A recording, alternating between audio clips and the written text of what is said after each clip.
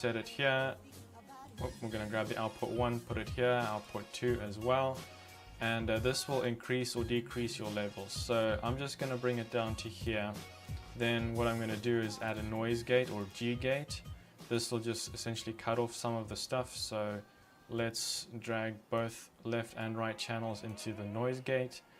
Then what we're going to do is I'm going to add a VU meter, which just essentially shows the levels of my audio. So if I drag that out into here, there's my left channel, you can see me talking there, and then there's the right channel. And you can see if I drag these up and down, the level here, you can see how much it increases and decreases. So I'm going to leave it at about that. And then with the noise gate or the G gate here, if I click the E over here, you can adjust, you can see how much it'll attack the threshold and the fade. So it just takes a bit of messing around, but the attack is how quick it happens, the fade is how long it fades out until you won't be able to hear anything, and the threshold right now is at -75 dB.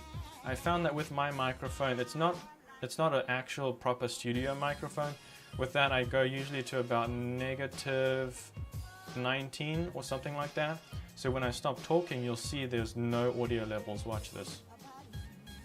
So you see it goes down completely, but be careful not to have this number too high, because if it's too high, then it'll start cutting out some of your audio. You can see I'm talking here at -3, it's not capturing anything, but if I talk right into the microphone loud enough, even that, there we go. So if I go to -6, my mouth is right up to the microphone, but you can see some of my words aren't being picked up.